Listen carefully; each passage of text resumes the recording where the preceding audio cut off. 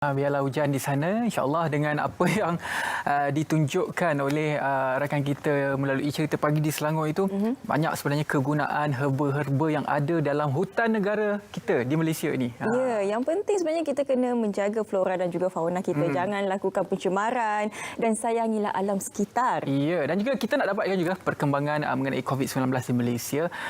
Khas kepada anda, kami hubungi Datuk Seri Dr. Adham Baba, Menteri Kesihatan bersama kami di talian sekarang. Hello, Assalamualaikum, Datuk. Waalaikumsalam warahmatullahi. Jadi Datuk, angka 432 merupakan satu angka yang mengejutkan kita semualah. Jadi saya boleh katakan sekarang rakyat telah pun menekan panic button, yang mana kalau kita lihat saban hari kebelakangan ini kes telah pun meningkat sehingga 3 angka, hingga ratus-ratus kes, dan juga kluster baru juga dicatatkan hampir setiap hari. Jadi rakyat memerlukan dan juga mahu dengar satu tindakan drastik oleh kerajaan. Jadi apa pandangan Datuk Seri terhadap perkara ini, kehendak rakyat itu? Ya, kita melihat trend peningkatan jangkitan COVID-19 di negara kita meningkat, ya. Seperti semalam 432 kes yang positif dikesan. Walaupun dia melibatkan dua kelompok, iaitu jangkitan menular dalam komuniti dan jangkitan yang kita kesan di dalam penjara, ya. Kalau kita lihat jangkitan dalam penjara kebelakangan ini meningkat, terutama sekali bila kita dapat pengesan mereka dijangkiti COVID-19 di Tawau dan Datu, serta yang terkini di Alosar, penjara Alosar. Dia menaikkan jumlah COVID-19 jangkitannya. Untuk itu kita mengambil pendekatan yang drastik untuk memastikan bahawa peningkatan ini tidak akan terus berlaku dengan mengambil langkah-langkah membendung penularan COVID-19 ini, dengan memastikan bahawa langkah-langkah tersebut sangat berkesan. Antaranya ialah kita membuat Kesihatan Pergerakan ataupun PKP diperketat bersyarat di 4 daerah, iaitu di Sabah, ya, Datu, Punak, Sempurna, Tawau, supaya kes-kes daripada kawasan ini tidak keluar menular dan yang masuk dalam pun tidak dibenarkan. Dan yang terkini kita akan membuat keputusan untuk membuat PKP diperketat bersyarat di daerah Kota Kinabalu. Dan juga kita telah pun lockdown penjara Tawau dan juga penjara Alosar, dan kita akan terus memastikan bahawa pergerakan yang dilakukan oleh masyarakat dari satu tempat ke tempat dapat dikurangkan ataupun minimasi risiko itu. Jadi untuk itu kita lihat tindakan-tindakan yang dilaksanakan ini merupakan tindakan yang berpadu, full of government approach, dan kita hanya perlu masyarakat sedar bahawa mengamalkan apa yang telah pun dipesan diteruskan, iaitu penjarakan fizikal, ya, pakaian face mask sama ada di dalam tak berjala apabila berada di tempat sesak, sempit ataupun di tempat awam, ya.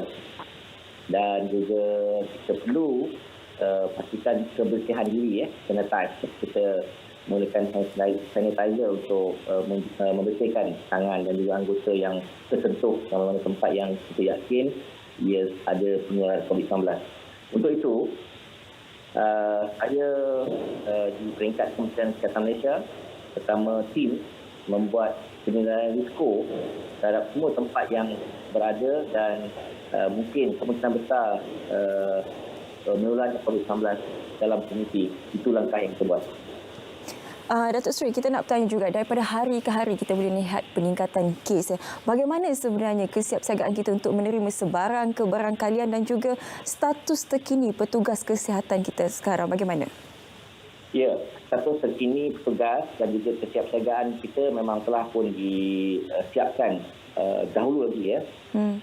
Apabila gelombang kedua, spike yang berlaku di penjara dan tahanan di Semenyih, kedua spike yang kedua dalam gelombang kedua iaitu peristiwa Gangga ya.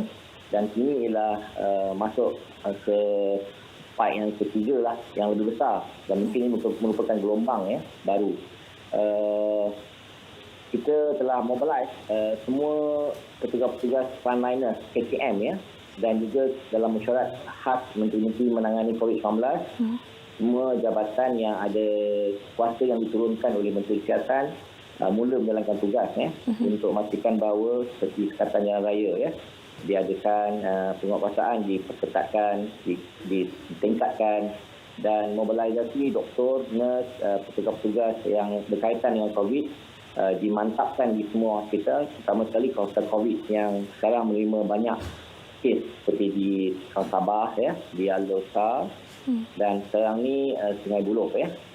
Dan untuk kesiapsiagaan, kita telah pun menyiapkan hospital COVID yang dikejakkan 40 penuhnya. Kita telah pun meningkatkan surveillance di semua klinik kesihatan 1032, dan kita telah pun menyediakan peralatan-peralatan yang perlu seperti katil dan juga ventilator, ubat-ubatan, PPE dan sebagainya untuk kita sentiasa bersiap sedia. Dan yang penting sini ialah berkaitan dengan pusat rawatan dan kuarantin bergejala rendah. Perlu juga diaktifkan ya. Ya, Tok Sri, mengenai kenyataan media yang telah dikeluarkan oleh Menteri-Menteri Kabinet, ada yang telah pun menjalani kuarantin kendiri selama 14 hari berikutan daripada positif COVID-19 oleh beberapa ahli politik kita. Respon Datuk Sri bagaimana? Ya, ini perlu dimaklumkan. Yang amat berhormat Perdana Menteri sendiri telah mengumumkan semalam dalam press release-nya, mengatakan bahawa beliau kuarantin 14 hari ya, bermula semalam hinggalah 18 hari bulan. Dan ini berkaitan dengan terdapatnya seorang ahli jemaah menteri yang positif, yang umum kita ketahui bahawa Menteri Agama positif dikesan pada 4 hari bulan lepas, dan telah pun terawat ke hospital untuk dipastikan bahawa beliau mendapat penuh rawatan sekiranya bergejala ya. Dan antara menteri-menteri terlibat itu adalah salah satu cara untuk kita pastikan mereka yang terlibat dalam masyarakat tersebut dapat diasingkan supaya tidak menular kepada orang lain, ataupun mereka juga terdedah pada penularan yang lain. Dan aktiviti contact tracing dilaksanakan dengan aktif, dan kita sedang siasat keperluan untuk memastikan bahawa home quarantine ataupun dimasukkan ke hospital dilakukan. Dan saya sebagai Menteri Kesihatan perlu menjelaskan bahawa di bawah akta rasmi, akta perlindungan personal ataupun personal data protection, itu perlu saya jelaskan bahawa perlu diingatkan bahawa tidak boleh lepaskan, tak boleh memberitahu nama-nama yang terlibat. Tetapi kita di KKM dapat mengesan dan membuat tindakan pantas untuk memastikan bahawa membendung COVID-19 ni menjadi keutamaan.